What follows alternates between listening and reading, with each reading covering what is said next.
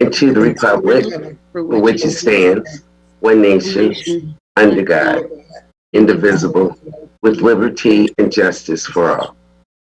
Thank you. I'm going to move that we approve of the minutes of the previous session.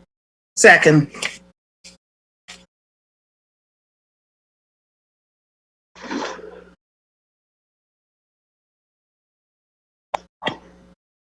Jackie, we need you to call the roll. Where are we? You've been frozen. Oh, sorry. I just moved to approve of the minutes of the previous session. Commissioner, did you second? Yes. I think we're frozen again. We can hear you. Okay. Commissioner Dreehouse? Yes? Commissioner Summer-Dumas? Yes. Commissioner Parks? Yes. Thank you. We have two presentations today. The first is from Greg Kesterman. He's the Interim Commissioner of Health here in Hamilton County. Greg has been busy, and so I've asked him to give us an update on a press conference that was held this morning. We had an employee over at the Juvenile Youth Center test positive for COVID-19. I've spoken with Judge Williams, and he just, by way of information, wanted to alert the commission to this. So Greg was there from my understanding. So Greg, I'm going to ask you to give us an update on that, as well as a general update related to the numbers in Hamilton County. Perfect. I'll start countywide, and I do want to warn that my connection has been very bad. So if by chance I fade out, feel free to wave at me and I'll pause. Countywide, we currently have seen 1,150 cases. 261 of those have been hospitalized, and there have been 68 deaths. Within our jurisdiction, our jurisdiction, we've had 634 cases, of which 264 have recovered. This morning, I worked with Judge Williams and his team and a doctor from Children's Hospital to provide an update regarding the situation at the Juvenile Youth Center. As Commissioner Dreehouse just indicated, one employee did test positive for COVID-19. The juvenile court system took immediate action, and that employee obviously was removed from the system. In addition, they worked very closely with our team to put some proactive steps in place to make sure that everything that needed to be done was taken care of. As the commissioners know, my team is responsible for contact tracing. It's one of the major functions of our role with regards to this pandemic. At juvenile court, they have video surveillance, so we were able to work with the court to actually figure out who was in close proximity or within 6 feet of the individual that was sick. They were immediately able to include 3 employees in their isolation plan and removed 3 employees from work as well to help make sure everyone was safe. At this point, we have seen no employees have been sick, including those 3 that were removed. We have no juveniles at the center that are sick as well, which is fantastic. We will continue to work with them to make sure that all the steps that they're taking are the most appropriate. I do want to add that because of the center being a congregate living situation, or a place where lots of people live in very close proximity, they are higher risk for getting ill. But the good news in this facility, unlike a nursing home, is these are young people, and we tend to see symptoms much less severe than those in our nursing homes. We will continue, though, to monitor. Children's Hospital is the provider for the Juvenile Youth Center, and they're being very, very proactive as well in taking temperatures of all the juveniles on a daily basis. With that, I'll turn it back to you for any questions, Commissioners. So Greg, has the juvenile facility reduced its population? They have, and the approximate number, I believe, they are down to, from 100 down to about 40 was the number Judge Williams shared today. Okay, so they're distancing the kids that are in that facility Significantly. Okay, all right, very good. Are there questions or comments from the other commissioners? I have no comments or questions. No comments, but thank you, Greg. Thank you, Commissioners. Yeah, thanks, Greg. Thanks for everything. Greg's going to be on the daily briefing tomorrow morning. It's the 1st of May, so we're going to have, I know, some questions about things reopening. What does that look like? What kind of precautions need to be in place by way of social distancing, masks, that kind of stuff. So we'll look forward to hearing more from you at that time, Greg. Thanks for giving us the update today. Perfect. Have a good afternoon. You too. Thank you. All right. Our second presentation is Trina Jackson. She is our Director of Reentry, hashtag Reentry 2020. And I know that we've got a video that outlines some of the work you're doing, Trina, but could you set that up for us? Yeah, absolutely. Absolutely. Thank you so much for this opportunity. Yes, this is Reentry Week.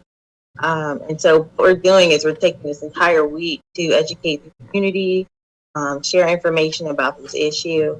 Our office was created by the Hamilton County Commissioner several years ago to help men and women who are actually our neighbors transition from incarceration back into the community successfully. So I'm excited to show you this video because reentry is a process. Consider a process, and it's a very difficult process for most people. But the video itself gives you just a glimpse into what some people are facing and what their process looks like when they're trying to get back into the community and be stable in their housing and in their jobs and all of that, and connect with their family. So again, these are our neighbors, and we really need to think of it that way when we talk about reentry. We all need the same things. We need safe housing, we need stable housing, we need healthcare, we need jobs, all of that. So hope you enjoy the video. Thank you. Yeah.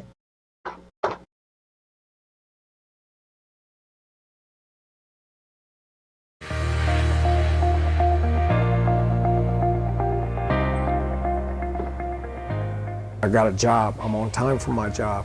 Dennis Rose and Chris Nipper are former inmates. They say Hamilton County's reentry so I can't program hear anything. transformed their lives. Being able to come through this and, restoring my family, being able to see my family back. Like I lost my kids and everything. They transferred me over to the reentry pod, which is where I started to feel hope. They say they used to spend their time in jail learning how to be better criminals. Because when I go to jail, that's an opportunity for me to meet new drug dealers. So I got a job in the kitchen where my stealing continued. We were stealing officers' food. We had kind of planned a crime spree. That was prior to me moving to the reentry pod. No, I know, but I can't hear The video. reentry pod changed everything for Chris and Dennis. We want to see everybody succeed. This is where they were coached on how to think and act differently. Sometimes you got to ask yourself, I'm hurting so bad, who do I talk to get this out of my system? Instead of masking it with drugs and alcohol. Hey, Bridget, were other people hearing that and we weren't? That was that. I think we were hearing them. We're crowded. This jail was. Yeah, they actually can. Yeah, other people can hear it, but we can't. Oh, okay. There you go. Well, I tell you what, so in order to not play it again, we'll look at it with volume It's after a month the on meeting. Final Let's do Friday. it. Just so that we don't play it again, because I think everybody that's watching can hear it. Bridget, you're going to have to let us know when it concludes.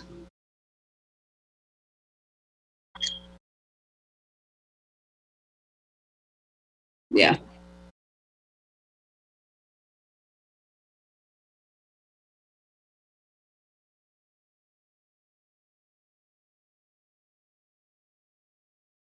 Well, commissioners, I've already seen this video. Have you all seen it? No, I've not. All right. Well, let's try. We can try one more time with volume, and if it doesn't work, we'll have to watch it after. Okay. In justice. There we go.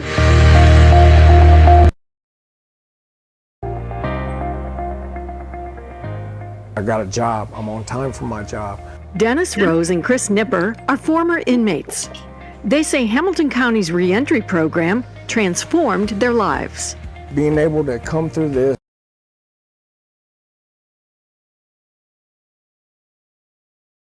They transferred me over to the reentry pod, which is where I started to feel hope. They say they used to spend their time in jail learning how to be better criminals. Because when I go to jail, that's an opportunity for me to meet new drug dealers. So I got a job in the kitchen where my stealing continued. We were stealing officers' food. We had kind of planned a crime spree. That was prior to me moving to the reentry pod. The reentry pod changed everything for Chris and Dennis. We want to see everybody succeed. This is where they were coached on how to think and act differently. Sometimes you got to ask yourself, I'm hurting so bad, who do I talk to get this out of my system? Instead of masking it with drugs and alcohol. And that's what started the process of me changing my life. The jail's overcrowded. You know, this jail was designed for 840-something prisoners.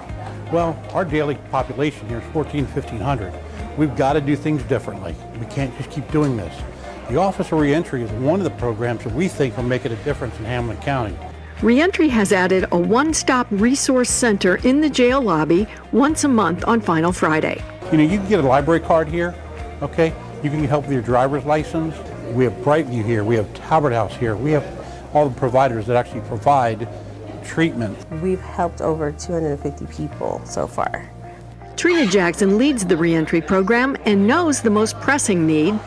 Over 50% of the people that take advantage of the one-stop actually are looking for housing. Visitors include Hamilton County judges like Ethna Cooper and Terry Nestor. Terry Nestor, I'm a judge in Common Pleas. He says housing is the main hurdle for people in his courtroom.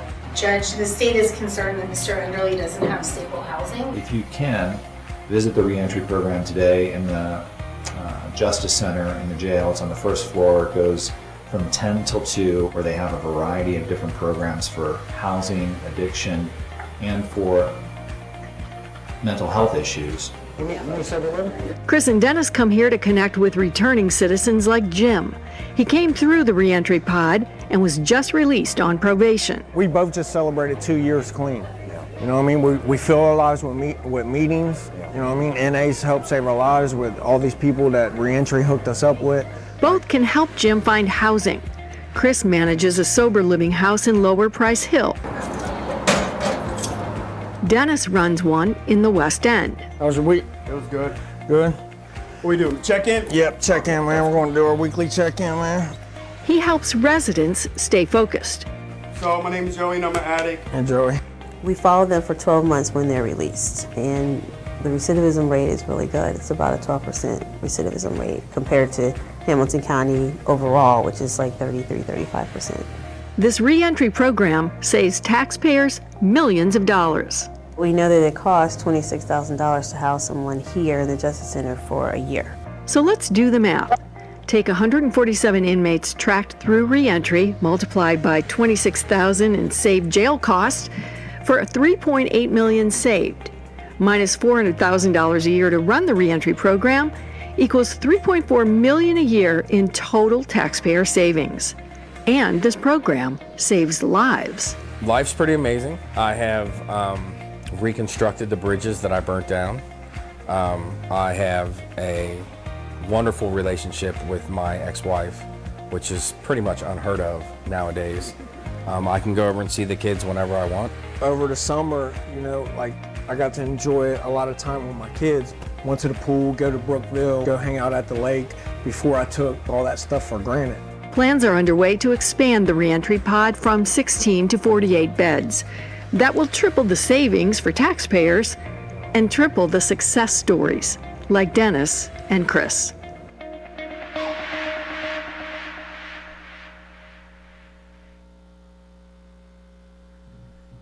Yeah, no, it's not great. Yeah. So Trina, thank you to you and your team for the work that you're doing. It's really inspiring. So do you have anything to add before I open it up to questions and comments? No, I just I'm so appreciative of the support that we receive from the commission. You know, we couldn't do this work without that type of support. It's difficult work, of course, but I'm really appreciative, and I thank you for all that you do for our office. Well, thank you. Questions or comments? Madam President, Trina, I just want to say, wow, awesome. When I heard that you're going to be expanding the program, that's great news. You made my day. Thank you. Thank you. I appreciate that. Commissioner Parks? Thank you, Madam President. Trina, how inspiring. But I've been wondering, how has your work been affected since COVID-19? You know, Right. with the with the high rate of releases, what does your work look like right now? Right. Everyone, all of my coordinators are working remotely. We were expecting there to be a significant drop in the amount of people that we support over the phone. Fortunately, we just can't stand and build those relationships face to face with them. But I can say that over the last couple of weeks, we track how many people each coordinator is, engaging with over the phone, and how many calls that come into our office. And so I'd say we started tracking that at the end of March. For exactly 1 week, we had over 70 client contacts. So comparing that to a whole month of typically 156, 160 client contacts per month, I think that the numbers are just about the same as they normally would be, or a little bit higher. And I attribute that to, people are being released, and the world, looks entirely different for them right now. Yeah. The streets are empty. All of the providers are working virtually, but they still have those same needs. And so it creates this even greater sense of urgency. It feels even more as an emergency for them to find a way to be stable and find a place to stay, and like that. So I think that's why they're calling more, and we're able to help. Sometimes the process does take a little longer because, making more phone calls, calling that person back, that client is calling us because, of course, they're anxious. So, yeah, we're able to support them, but the process seems to take a little longer because, our providers who provide the support to them, they're working the same way that we are, over the phone and virtually. So I'm glad we're able to still support them and try to make connections. And the good thing about Ohio Department of Rehabilitation and Corrections, they are, releasing people on the notion that there's 2 ways they can do that. So they're doing it through judicial release, and they're also releasing people who only have a short period of time on their sentence. It's more of an emergency release. And so we know 10 of those emergency releases return to Hamilton County. But the great thing about Ohio Department of Corrections is that they're screening them to make sure they have some form of housing before they're released. And they're screening them, for COVID and other things like that. And they also receive a large packet of information about our office as well as our partners that we work with that provide support. So there's some continuity between, how things are happening at the state and the local level. I see. That's wonderful. I read somewhere that you were working with CMHA for the people that come out, that they are able to get on the lease of their partner or their family. Can you tell us a little bit about that? Absolutely. This is And is that happening right now? Yes, it is. It's a family reunification program. It's a partnership with CMHA, and the goal is to prepare people to be renters through CMHA. So the way the program works is, first, it's usually clients who have like low-level offenses, things like that, but it's still, up for consideration depending on whatever the offense is. But if the individual has someone that's their significant other, a family member that currently lives in a CMHA property, they may be eligible for this program. The person that's living in the CMHA property will be their sponsor for 6 months. So during that time, our client will, go through a class that includes the cognitive behavior training. It includes the neighbor training, financial literacy. It's pretty comprehensive, very holistic, similar to curriculum we use in the exit pod. So they go through that training, and after that 6-month period, they're eligible to be on the lease of a family member, that sponsor, the lease of that sponsor, or have their own lease if it doesn't make sense for them to be on that person's lease where they were a sponsor. So it's a new program. We're still building it. We're still trying to get more people, to take advantage of it. So I'm glad I'm able to talk about it today. Because we're trying to build it. Right. It makes so much sense. It does. So much. It does. And it's built off a model in New York. And that model has been very successful. And so I'm sure we can make that happen here. Great. Well, thank you for what you do. Thank you. Yeah, thank you, Trina. Thanks for all the information, and we'll look forward to seeing you in person sometime soon. Absolutely. All right, thank you. So we'll move on then. My understanding, Jackie, is that we don't have any public comments. Is that correct? That is correct. Okay. So we'll move into comments and motions of the commissioners. Commissioner Summer-Odumas.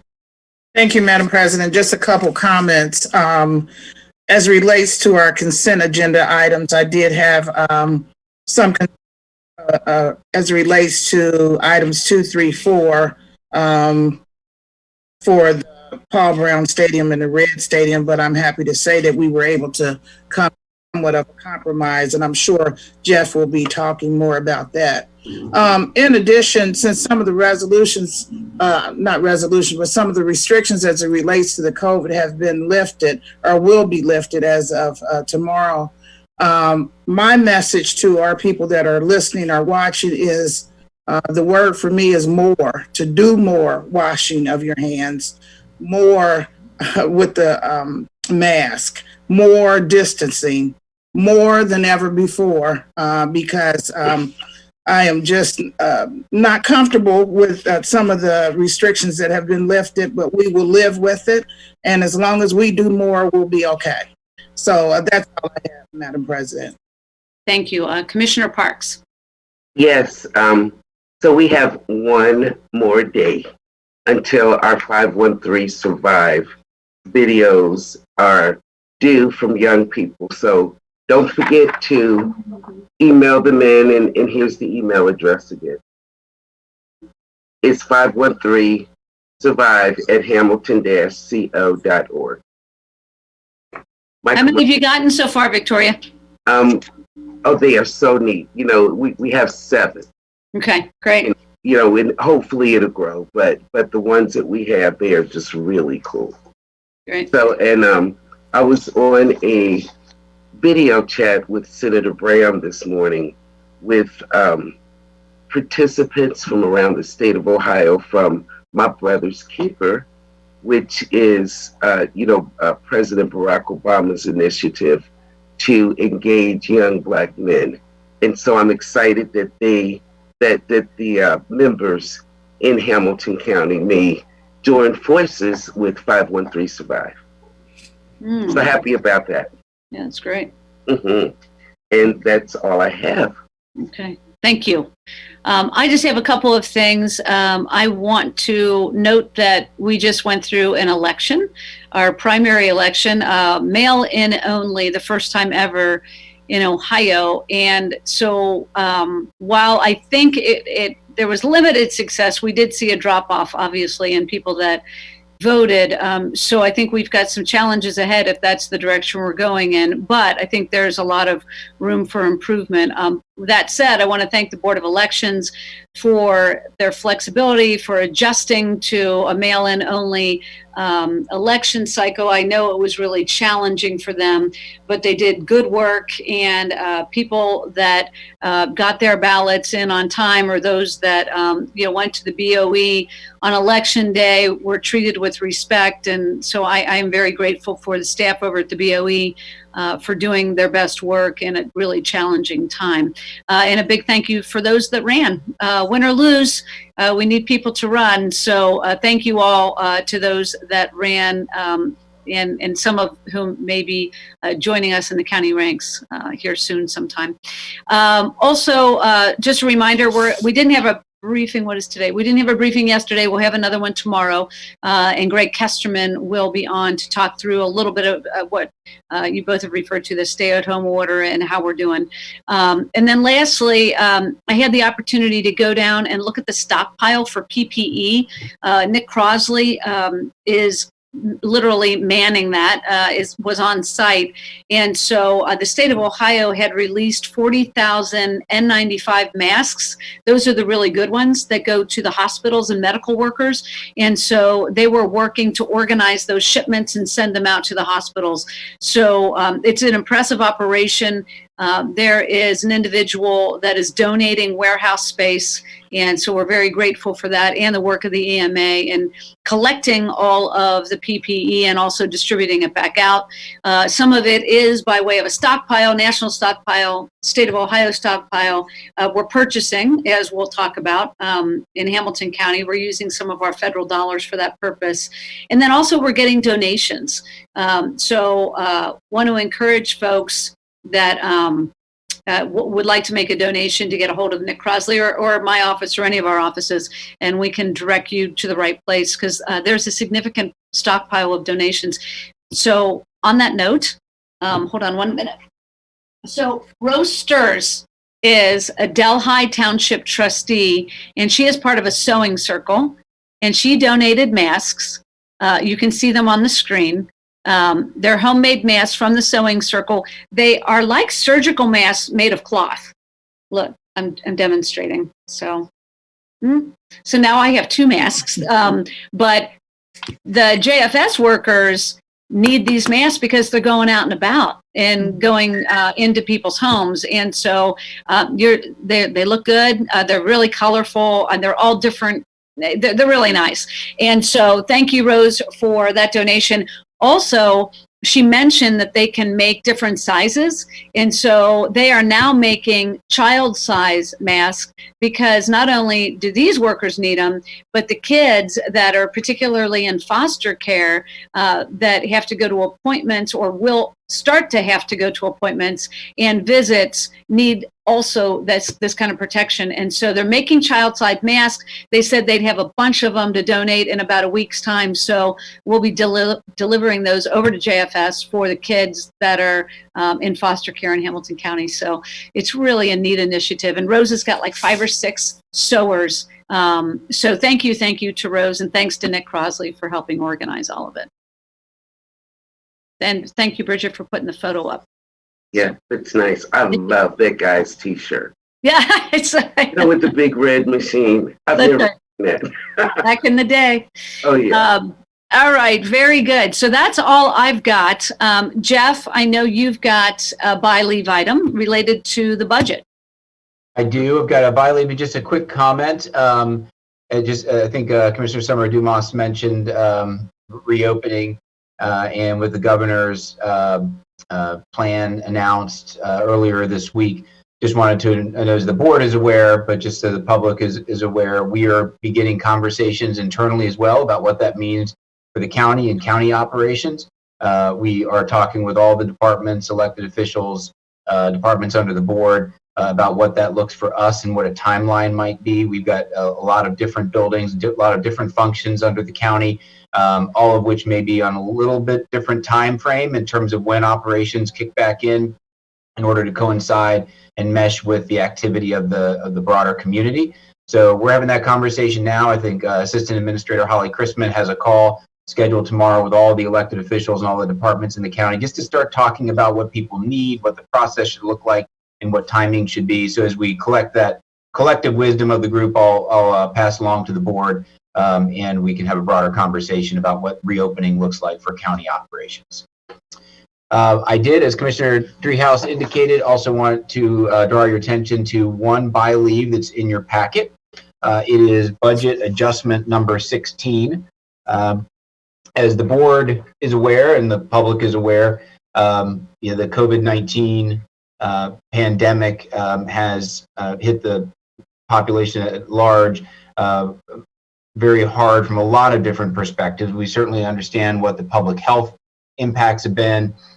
We also know that the economic and financial impacts are a little bit more unknown, but we have started to feel them here at the county. We saw that yesterday, or earlier this week, there was the announcement of a 4.8% drop in first quarter GDP.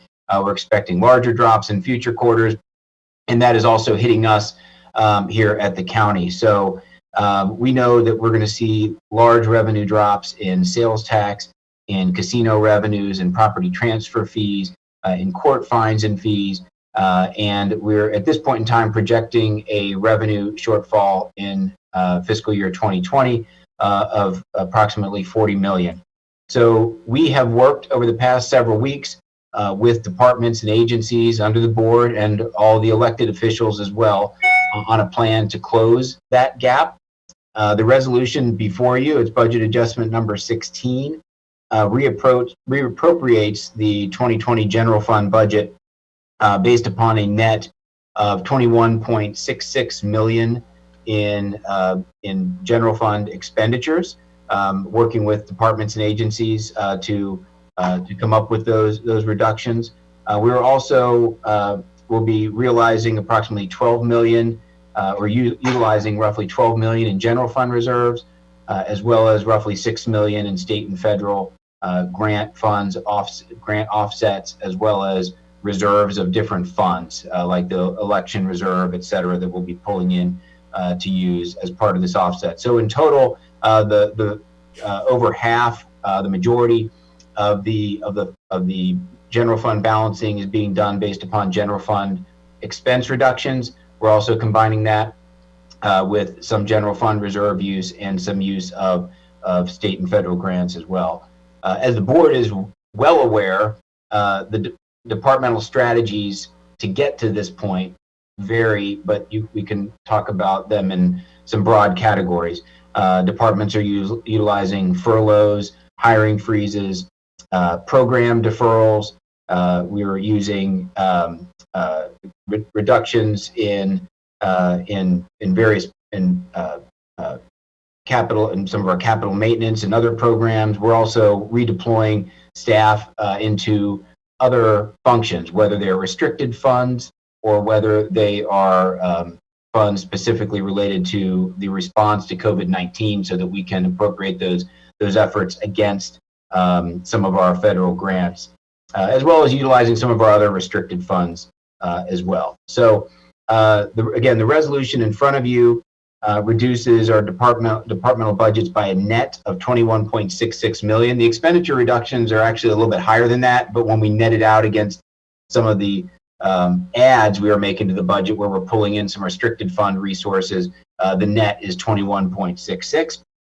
This particular resolution also appropriates the $142 million in CARES Act funding that we've received from the federal government. So the resolution talks about a sum of 120.9 million. That is the net of the roughly 143 million of federal CARES Act minus the 21.66 million of budget reductions for the net of 120.9.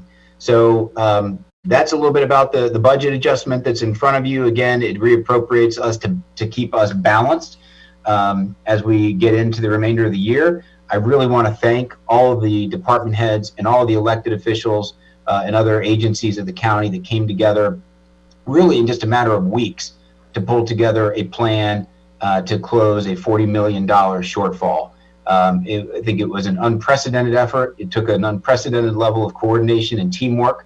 So I want to thank all of the departments and agencies who immediately recognized this as a priority of the highest magnitude and worked with us to get this done.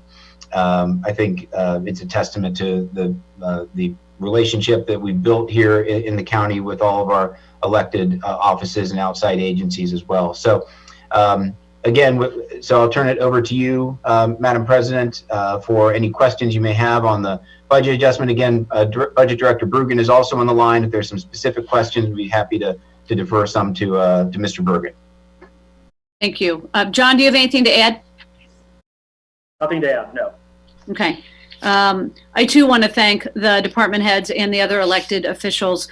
We go through these exercises all the time because we generally are making difficult budget decisions because we don't have enough revenue. And so this time People were very, very cooperative, very willing to look at restricted funds, at furloughs, at salary cuts, pay cuts.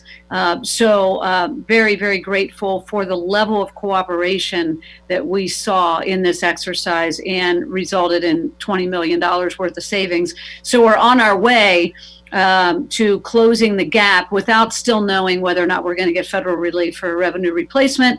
We still are advocating for that. I was on a call just this morning, again, trying to help the federal government understand the huge impact of these revenue reductions by way of our sales tax revenue and what that means, not only for the county and the basic services like reentry, for instance, or the courts, the jails, all the stuff we do, but also as businesses start to open up, what it means to have the county opening up at the same time with adequate employees here and staff people here, because you're not going to be able to get your plan or your development plan approved without anybody in the county, right? It's just going to take longer. And so we do permitting, we do zoning, we do planning. And so as we ramp up, it only makes sense to have some of the county services start to ramp up at the same time. So we're trying to get some relief there.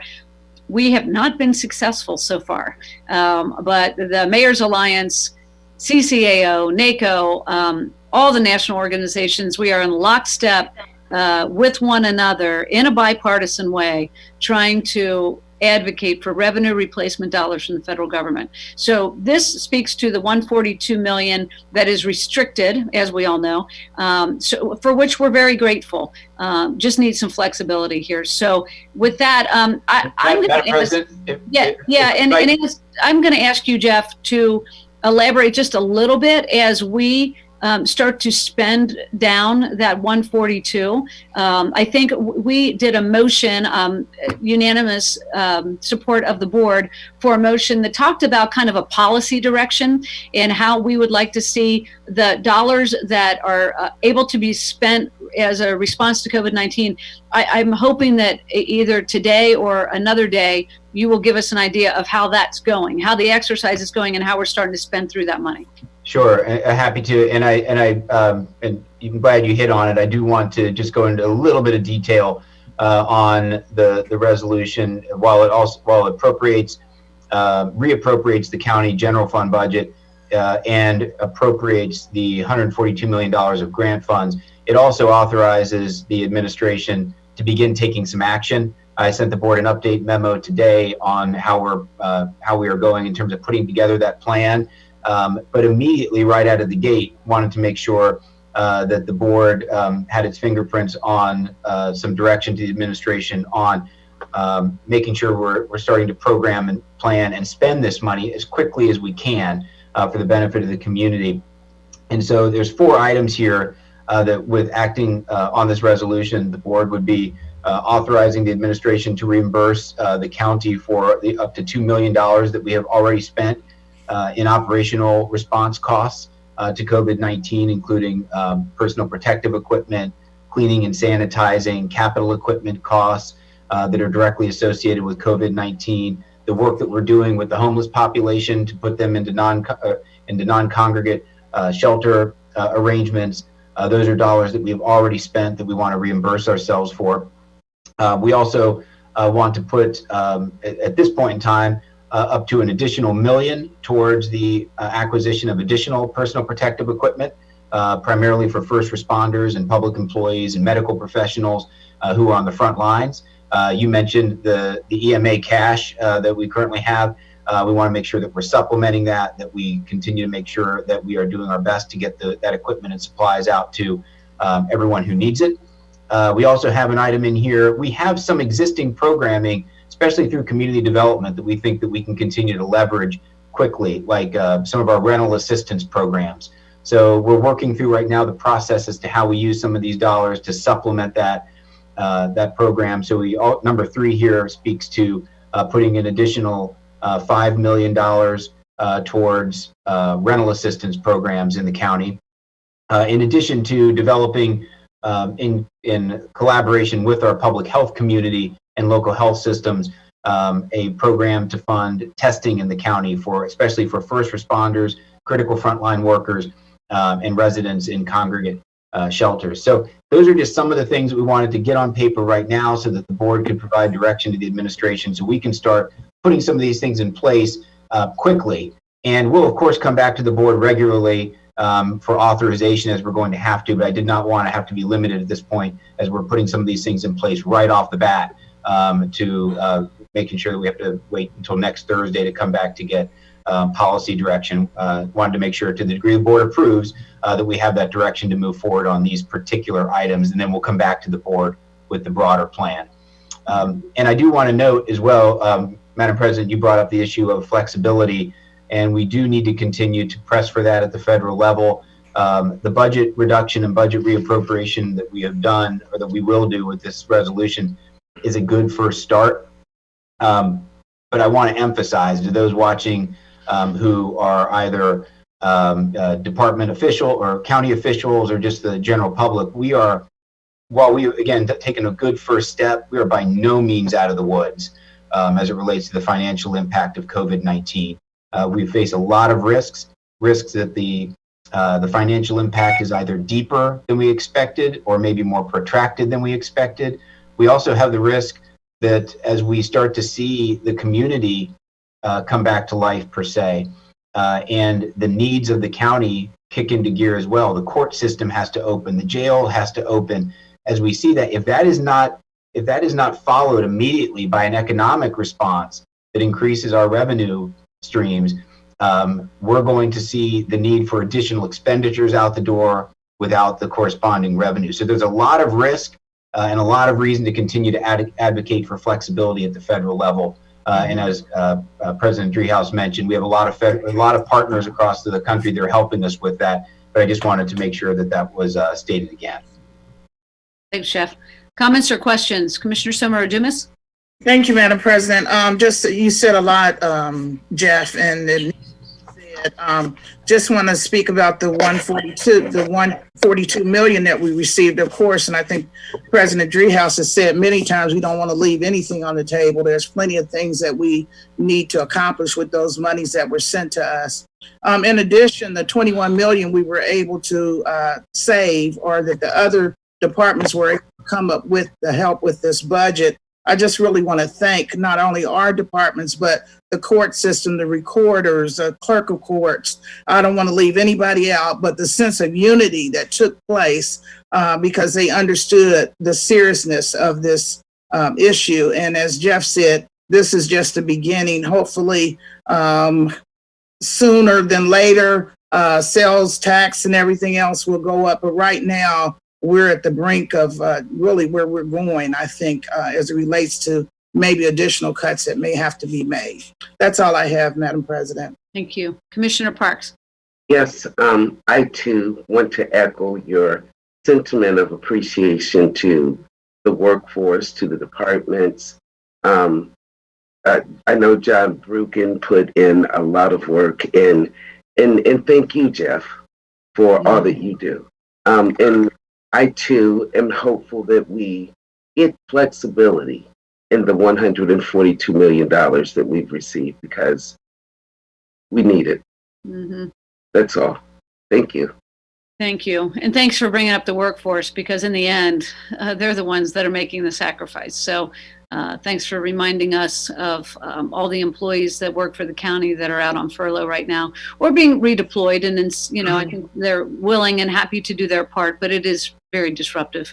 And of course, John Brugan, there he is on the screen. Thank you, John, for all of your work. Thanks, John. John is our hero. What's the show that, what's the show, those of us that are of age would know, where it was at Hollywood Squares, where everybody was in the square? Right. Yeah, I feel like I'm on Hollywood Squares. John, you're on Hollywood Squares. We're on Hamilton County Squares. That's right. Not quite as exciting as Hollywood Squares. All right. So thank you both, Jeff and John, for your work on getting us to this point. So we'll look forward, Jeff, to continuing to hear from you about how we're spending down that 142. So in the meantime, I'm going to move that we approve a budget adjustment number 16, new fund resolution number 1, 21.66. I don't have my glasses on. This is hard. 66 million for budget revisions and 142.6 million for CARES Act funding. Second. Commissioner Dreehouse? Yes. Commissioner Summer Dumas? Yes. Commissioner Parks? Yes. Thank you. All right, Jeff, anything else? Nothing further, just to echo the board's comments, to thank John and to thank all of John's staff, who, I mean, they essentially pulled together a new budget in a time that typically would take several months. They did that in several weeks, and all of them working remotely. It has not been easy. So thanks to John for all the late night conversations I know I've been bugging him with, and I'm sure he's been doing the same with his staff. So so thanks to all of them for all of their work on this.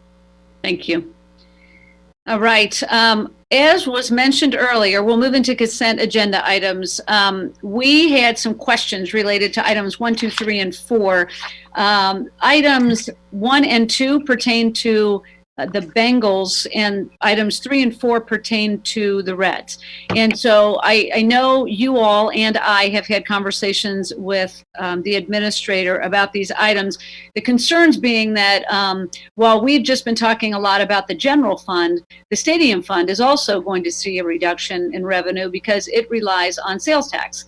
And so we don't know exactly what the reduction will be, similar to our situation with the general fund, but we do know we're going to have a reduction. And so there's some anxiety about spending what had already been budgeted, by the way, because these are kind of basic things that are budgeted annually for these two facilities, but some anxiety about the level of spending, knowing that we're going to have a decrease in revenue in that fund. And so, Jeff, I'm going to nutshell this from my conversation with you, and please correct me if I'm wrong. So on an annual basis, we have two different pots of spend, one for the Red Stadium, one for the Bengal Stadium. And remember that these really belong to the citizens of Hamilton County. And so they're county assets. And so there is a degree of maintenance that we all, I think, agree that we should do so that they don't fall into disrepair, because we've had that situation play out in the past. And so as we looked at these items, the question was, you know, are they basic maintenance? Do they need to be done for the basic structures? And if not, then can they be deferred until we have a better idea of what we're looking at by way of this reduction in revenue? And so as we looked at these items then, and we've got these two different buckets, and correct me if I'm wrong on ththese numbers, Jeff, but the Bengals Stadium bucket is, I think, about a $5 million annual spend for capital repair. And then the Red Stadium bucket is closer to, what is it, 2 point, what, Jeff? Roughly, a little bit over. It can vary. This year it was programmed to be closer to 2, a little bit over 2. Yeah. 2-ish. Okay. So as you look at that then and kind of do the math in your head, it's like, well, all right, if we're expecting, say, a 20% reduction perhaps in this fund, then do the math and what does that look like? And so Jeff has had conversations with both the organizations at the Bengals and the Reds and said, look, we're sure we're going to see reductions here. Would you be willing to partner with us to forego some of what we would have done and what was budgeted until next year, until we've got some certainty? So in both instances, they said yes. We understand the situation. We're in the middle of a pandemic. We want to be partners. And so we are going to hold a couple of these items indefinitely until we have a better understanding of what the fund looks like, and then pass on the ones that are very basic to the maintenance of these two stadiums. So given that, item number 1 talks about the purchase of a vehicle. So my preference would be to hold that one indefinitely. Number 2 relates to concrete and waterproofing repairs at Paul Brown Stadium. I would suggest we move on that one. As we would move on number 3, it's for the same thing, concrete and waterproofing repairs at Great American Ballpark. So those two are kind of the general maintenance, and they fall kind of within the realm of the dollar amount we're trying to hit.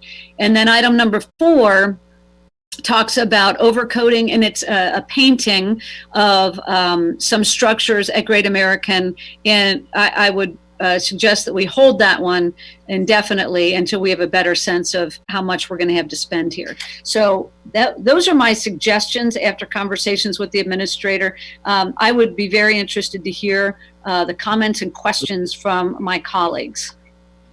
Thank you, Madam President. I also talked to Jeff earlier, and I'm in agreement with the decisions that are made as it relates to holding. What is it? Holding 1 and 4 and 1 and 4. Mm-hmm. Okay, Commissioner Parks. I also am in agreement, and I want to express appreciation to the Reds and to the Bengals for understanding this and for partnering with Hamilton County while we get through this. That's it.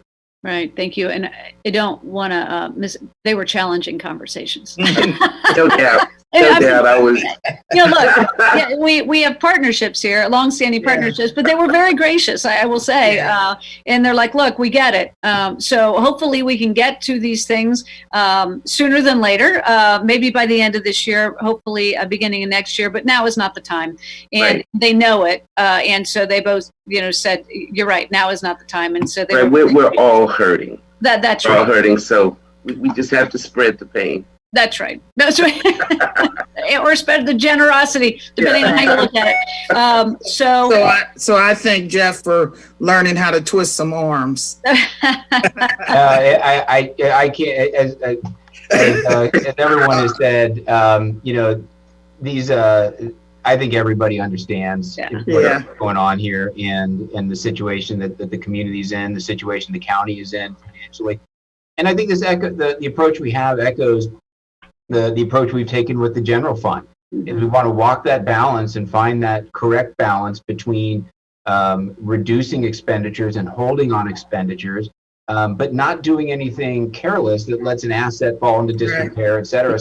So just making sure that what we're doing now by deferring projects is we are giving a dollar not spent today means we have that flexibility in the future. And we'll revisit this as we start to get revenue. As I told both organizations and different county departments, we still haven't received our first sales tax month since this crisis truly went into effect. So if we get those results in and it's better than we thought, then we can start talking about pulling back on some of it. If it's worse, we're going to have to continue to have conversations.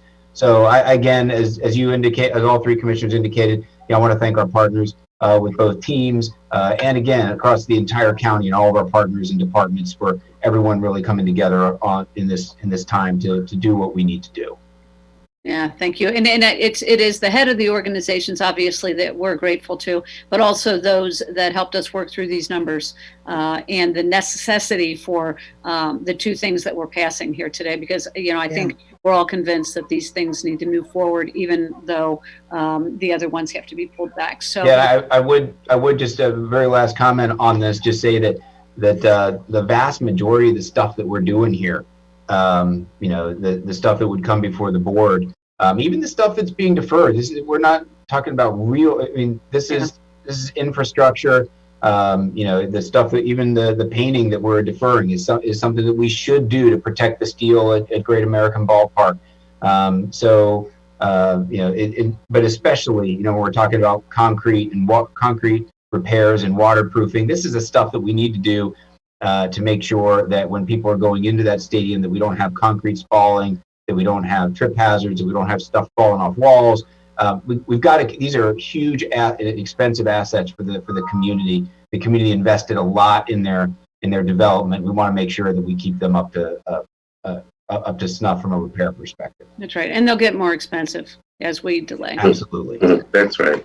And so I just want to say on behalf of the commission, I think I speak for all of us, we are looking forward to getting into the stadium sometime. Absolutely. We'll see how we do. Get that baseball season going. Right. So, all right.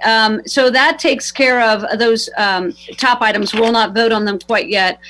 Does anybody have any questions or comments related to the other consent agenda items? I know Tim McCartney is with us from JFS. There are a number of JFS contracts. Again, these have continued to roll through to make sure kids are safe in our community. We do have one towards the end, number 10, that talks about a second amendment to fiscal year 19 action plan. And I know Joy Pearson is on the line. I would love to get a little bit of detail around that one, Joy. So can we unmute Joy and ask her to just talk us through item number 10? Sure. Hi.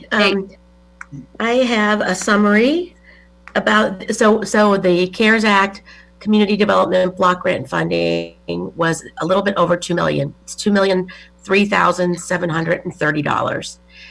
We are recommending that a portion of the funds be allocated to additional nonprofit services. The addition is $500,000.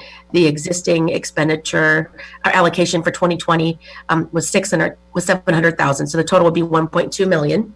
And then we've also suggested adding $400,000 of the CARES funding to a small business assistance program that currently has $600,000 in it from 2020 CDBG funds. The balance of the grant is recommended at this time to be allocated in part to planning and administration. Right now, it's the maximum amount of $400,000 set aside for that purpose.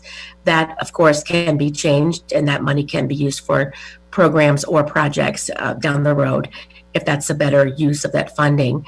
And then we have $703,730 set aside to be allocated at a later date for the programs that I've mentioned, the nonprofit services or small business assistance, as well as other services that the county is providing, or other services or programs or projects that our local governments that participate in the program might be providing that relate to the COVID-19 response. Okay, thank you for that explanation. Are there any comments or questions to that item or any of the other items on the consent agenda? Yeah, Madam President, I'd like to ask Joy, the $400,000 for the administrative costs is what percentage of that total amount? That is 20% of the grant. It's 20%. Okay. Right. And secondly, my question was, as we know, some of the nonprofits were cut 25%. The city of Cincinnati cut lots of nonprofits. Will we be reflecting on that list of those that have lost money to maybe supplement those agencies for their loss? Well, right now there's an RFP that's open and agencies can apply for funding, but the funding cannot be used in the city of Cincinnati. Cincinnati receives their own community development block grant, and they received almost $8 million in a supplemental CDBG allocation with the CARES Act. Okay. So our funding cannot provide funding to people providing services in the city of Cincinnati. I'm not sure if the city of Cincinnati is using some of their CARES funding to provide for nonprofit services, but that's an option for them. Okay. I know some of the nonprofits that I looked at, Joy, also provide services in the county in addition to the city. So, dual services. Right. So those nonprofits are welcome to apply for our funding through the request for proposals process. And the deadline will be extended to May 14th. The information is on the community development website. And questions can be directed to Boubacar Diallo. I can spell that BOUBACAR.DIALLO at hamilton-co.org. Okay. All right. Thank you, Joy. Sure. Commissioner Parks? No, I'm good. Thank you so much. Thank you. All right. In that case, I'm going to move that we approve of consent agenda items 2, 3, and then 5 through 11. Second.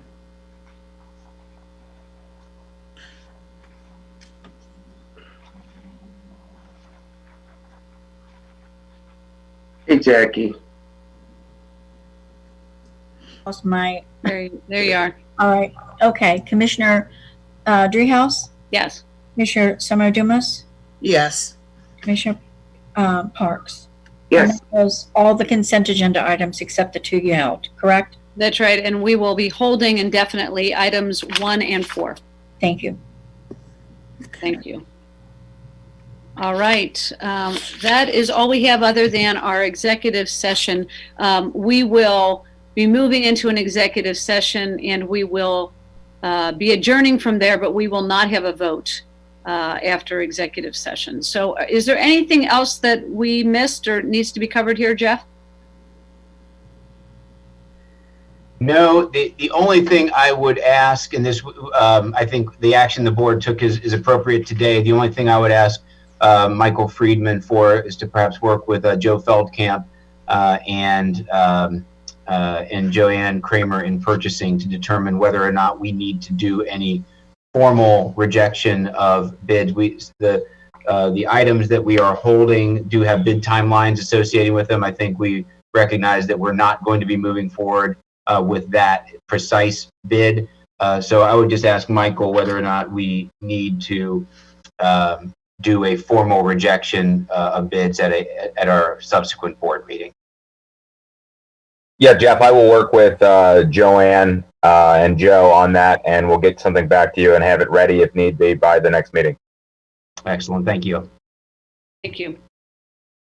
All right. Anything else? Commissioners? Nothing. Mm-hmm. Nothing. Thank you. All right. In that case, I'm going to move that we go into executive session pursuant to RC Section 121.22G2 to consider the purchase of property for public purposes, the sale of property at competitive bidding, or the sale or other disposition of unneeded, obsolete, or unfit for use property. Second.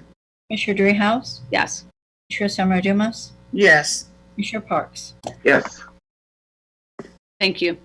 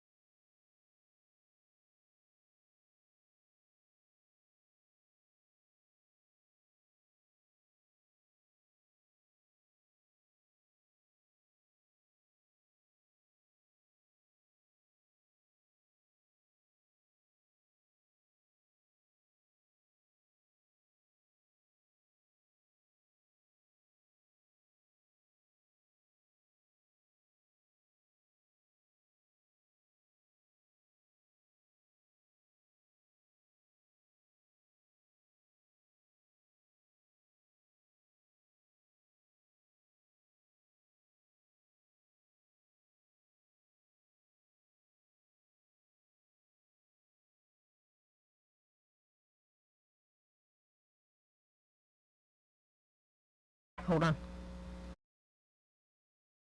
All right, and then do the same with Jackie. Please make a motion to leave executive session.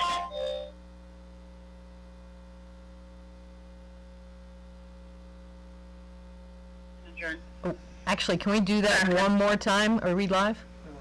All right, ready? We're ready. Tell me when. Ready. I'm going to move that we go out of executive session into open session and adjourn. Second. Commissioner Dreehouse? Yes.